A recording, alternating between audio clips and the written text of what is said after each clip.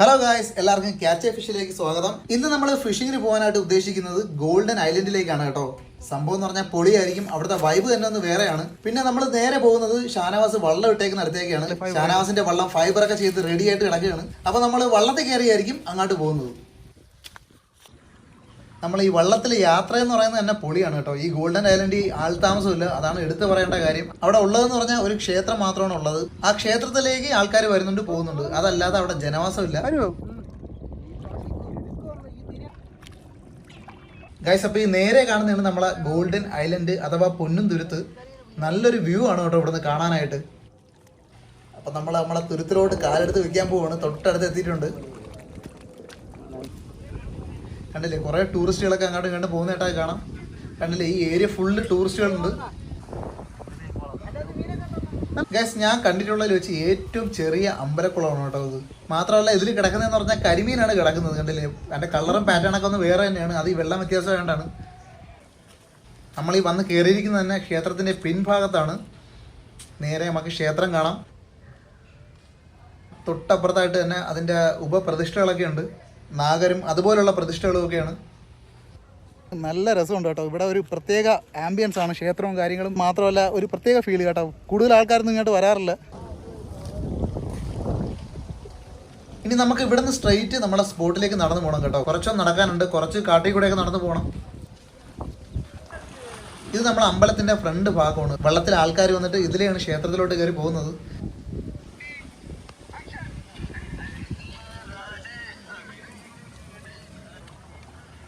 അപ്പോൾ നമുക്ക് ഈ ക്ഷേത്രത്തിൻ്റെ സൈഡിൽ കൂടെ വേണം നമ്മളെ സ്പോട്ടിലേക്ക് പോകാൻ. ഇവിടെ മാത്രമുള്ള ഒരു കാര്യമാണ്, അതായത് കണ്ടില്ലേ, നമ്മൾ അടയ്ക്കാ മരത്തിൽ ചക്ക പിടിച്ച് വെപ്പുണ്ട്. ഇനി ഇതിൻ്റെ തൈ വേണമെന്ന് പറഞ്ഞുകൊണ്ടൊന്നും ആരും ഇങ്ങോട്ട് വരണ്ട കേട്ടോ. ഇതിൻ്റെ തൈ ഇവിടെ നിന്ന് കൊടുക്കത്തില്ല. ഇങ്ങോട്ട് പോകും തോറും വൈബ് കൂടി കൂടി വരെയാണ്.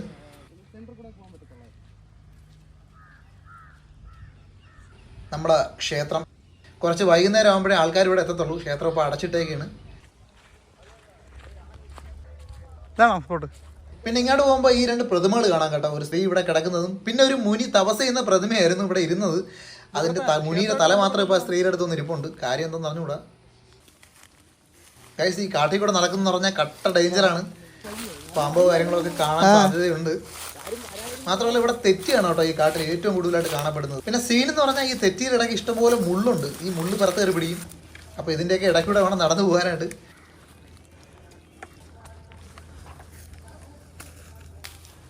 പോലീസൊന്നും എവിടെ നിന്ന് ഓടി രക്ഷപ്പെടാൻ പറ്റൂല. എന്തായാലും നമ്മൾ ആ സ്പോട്ടിൽ എത്തിയിട്ടുണ്ട്. ഈ തറയിൽ കാണുന്ന ഹോള് മൊത്തം എന്ന് പറഞ്ഞാൽ ഞണ്ടുകൾ ഉണ്ടാക്കിയിട്ടേക്കാണ് കേട്ടോ. ഇവിടുത്തെ ഒരു പ്രത്യേകതയാണ്. ഇഷ്ടംപോലെ ഹോൾസ് ഇതുപോലെ കാണാൻ പറ്റും അല്ലേ. നമ്മുടെ ഷാനവാസിൻ്റെ അനിയനാണ് പുള്ളി. നമ്മുടെ ബ്രോ ഇവിടെ നല്ല രീതിയിൽ മാവ് കുഴച്ചുകൊണ്ടിരിക്കുകയാണ് കേട്ടോ. നമ്മളത് മെയിനായിട്ട് ടാർഗറ്റ് ചെയ്തിരിക്കുന്നതെന്ന് പറഞ്ഞാൽ കരിമീനാണ്. അതുകൊണ്ട് മാവും മഞ്ഞപ്പൊടിയും കൊണ്ടാണ് കുഴയ്ക്കുന്നത്. ഈ കുഴച്ച മാവ് 3 പകുത്തെടുത്തിട്ടുണ്ട് കേട്ടോ. ഇനി നമുക്ക് ഫിഷിങ് തുടങ്ങാം. ഇവിടുത്തെ ഒരു പ്രത്യേകത എന്ന് പറഞ്ഞാൽ ഇവിടെ ഫിഷ് ചെയ്യുമ്പോൾ വെള്ളത്തിലോട്ട് ഇറങ്ങി നിന്നിട്ട് ഉള്ളിലോട്ടാണ് കേട്ടോ ഫിഷ് ചെയ്യുന്നത്. നല്ലൊരു അടിപൊളി ഒരു വൈബാണ്. പിന്നെ ഏറ്റവും സമയമാണ്, അതുകൊണ്ട് വെള്ളം കൂടി കൂടി വരും. അപ്പോൾ ഗൈസ്, അത്യാവശ്യം സൈസുള്ള ഒരു കരിമീനാണ് അടിച്ചിരിക്കുന്നത്. വെള്ളത്തിലോട്ട് കാണിക്കട്ടെ. ഓക്കെ,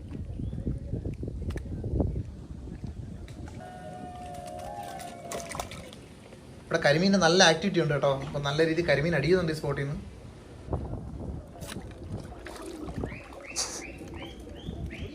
പൊടിയടാ പൊടി.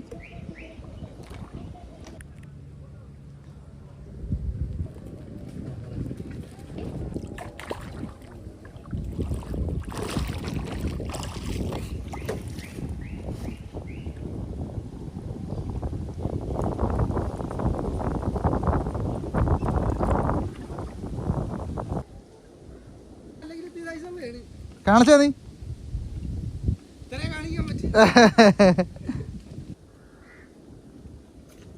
നെക്സ്റ്റ് കരിമീനെ തൂക്കിയിട്ടുണ്ട്. അപ്പോൾ നമുക്ക് ഇട്ടിരിക്കുന്ന കരിമീനാണ്. സ്റ്റിക്കൊക്കെ വളയുന്നുണ്ടപ്പോൾ ഞാൻ വിചാരിച്ച് ഇവിടുത്തെ കരിമീൻ ഒരു കളർ, ഒരു വെള്ള കളറാണ് കല്ലേ.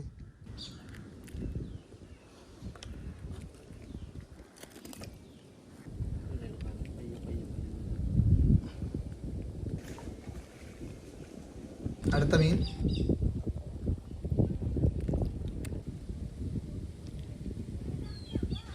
നമ്മുടെ ഷാനവാസ് ബ്രോ മരത്തിൻ്റെ മണ്ടയിൽ നിന്ന് ഫിഷ് ചെയ്യാൻ നോക്കുകയാണ്.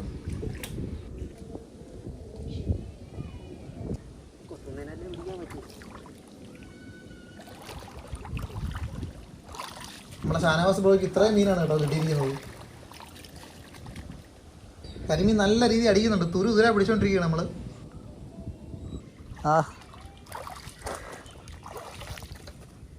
സൈസറാ ഗൈസ്. അപ്പോൾ കുറച്ച് നേരത്തിന് ശേഷം നമ്മൾ സ്പോട്ട് ഒന്ന് മാറി നോക്കുവാണ്. ഈ ഒരു പാലത്തിൽ നിന്നാണ് നമ്മൾ ചൂണ്ടിടാൻ പോകുന്നത്. ജാക്ക് സ്പാരോയുടെ ഡസ്റ്റ്ബിന്നാണ് ഗൈസ് ഇരിക്കുന്നത്. ഈ തറയിൽ കാണുന്നത് കണ്ടോ ഗൈസ്, ഇത് നമ്മുടെ മാംഗ്രോവ് മരങ്ങളില്ലേ, അതിൻ്റെ വേരാണ് ഈ പൊങ്ങി മുകളിലോട്ട് നിൽക്കുന്നത്. നമ്മൾ വീണ്ടും പഴയ സ്പോട്ടിൽ തന്നെ വന്നിട്ടുണ്ട്. ഓക്കെ ഇങ്ങോട്ട് കാണിക്കണ്ട ഗൈസ്. കണമ്പ് അടിച്ച് തുടങ്ങിയിട്ടുണ്ട്. ഈ കണമ്പ് മീനുകൾ കൂട്ടമായിട്ടാണ് കേട്ടോ വരുന്നത്. അതുകൊണ്ട് ഒരു കണമ്പ് മീൻ കിട്ടിയാൽ പിന്നെ അവിടുന്ന് തുര അടിച്ചോണ്ടിരിക്കും.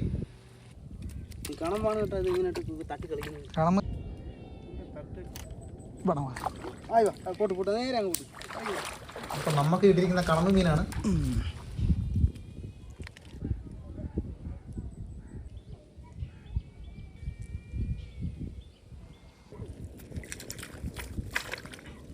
ഗൈസ് മഴയിൽ നല്ല കോളമുണ്ട്, നമുക്ക് കാണാൻ പറ്റും. അതുകൊണ്ട് തന്നെ നമ്മൾ ഫിഷിംഗ് നിർത്തി തിരിച്ചു പോവുകയാണ്.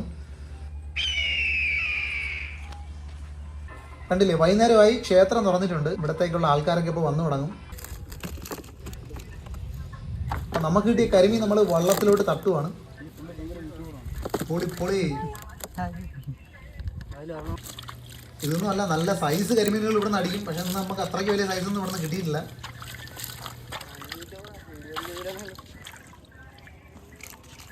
അപ്പോൾ ഗായ്സ് നല്ലൊരു ഫിഷിംഗ് ആയിരുന്നു കേട്ടോ ഇന്നത്തെ. പക്ഷേ ഇങ്ങനെയല്ല ഇവിടെ മീൻ കിട്ടേണ്ടതല്ലേ, നല്ല രീതിയിൽ കിട്ടേണ്ടതാണ്. പക്ഷേ പരുവം അത്ര ശരിയല്ല. എന്തായാലും നല്ല ഫിഷിംഗ് തന്നെ ആയിരുന്നു, എൻജോയ് ചെയ്തു കുറേ. അപ്പോൾ ഇന്നത്തെ ഫിഷിംഗ് വീഡിയോ ഇവിടെ നിർത്തുകയാണ്. പിന്നെ ഈ കാണുന്ന നമ്മുടെ ഷാനവാസിൻ്റെ അനിയനാണ് കേട്ടോ. പുള്ളി കിടിലുമാണ്, കാണാൻ നടക്കുന്നതല്ല, ഫിലിം ഷോട്ടിൻ്റെ ആളാണ്. അപ്പോൾ പുള്ളിയുടെ ഒരു വീഡിയോ ഞാൻ ഇടുന്നതായിരിക്കും. ഗൈസ്, ആ ബാക്കിൽ കാണുന്നുണ്ട് നമ്മളെ ഗോൾഡൻ ഐലൻഡ്. നമ്മൾ ഐലൻഡിനോട് വിട പറഞ്ഞ് തിരിക്കുവാണ്. ഈ സൈഡിലോട്ട് കാണുന്ന ഈ തുരുത്ത് കണ്ടോ, ഇതാണ് ഇവിടുത്തെ ഏറ്റവും ചെറിയ തുരുത്ത്. ഇവിടെ നമ്മൾ ഫിഷിങ്ങിന് പോയിരുന്നു. ഇതിൻ്റെ ഒരു വീഡിയോ ഇതിൻ്റെ കൂടെ ഞാൻ അറ്റാച്ച് ചെയ്യുകയാണ്. ഇത്രയും ചെറിയ ഐലൻഡ് ആരെങ്കിലും കണ്ടിട്ടുണ്ടോ? ഒറ്റപ്പാട് കേട്ടോ, ചെറിയൊരു ഐലൻഡ്. ഈ തുരുത്തിൻ്റെ പ്രത്യേകത എന്ന് പറഞ്ഞാൽ വെള്ളം കയറുന്ന ടൈമിൽ ഇതങ്ങ് വെള്ളത്തിനടി പോകും കേട്ടോ. എന്നിട്ട് ഈ ഉണക്ക ടൈം ആകുമ്പോൾ മാത്രമാണ് ഇവിടെ ഇത്രയും ഒരു ഗ്യാപ്പ് ഉള്ളത്. കഷ്ടിച്ചൊരു 10 പേർക്ക് ഇവിടെ നിൽക്കാൻ കഴിയും, അതിൽ കൂടുതൽ ആൾക്കാർക്ക് ഇവിടെ നിൽക്കാൻ കഴിയില്ല. പിന്നെ ഇവിടെ നിന്നുള്ള ഫിഷിംഗ് എന്ന് പറഞ്ഞാൽ കട്ട വൈബാണ് കേട്ടോ. കൂടുതലും നൈറ്റാണ് നമ്മളിവിടെ വന്ന് ഫിഷ് ചെയ്യുന്നത്.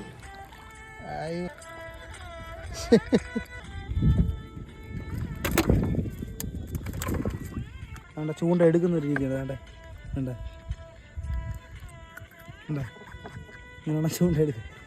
അപ്പോൾ ഗൈസ് നമുക്ക് തിരിച്ച് വീട്ടിലേക്ക് വരാം. മഴവിൽ നല്ല രീതിയിൽ തെളിഞ്ഞു പോണ്ട്. എന്തായാലും ഉടനെ മഴ കാണും. നമ്മൾ തിരിച്ച് കടവിലെത്തിയിട്ടുണ്ട്. അപ്പോൾ ഇതുപോലത്തെ നല്ല വീഡിയോസ് ആയിട്ട് ഇനിയും കാണാം. എല്ലാവർക്കും ഗുഡ് ബൈ.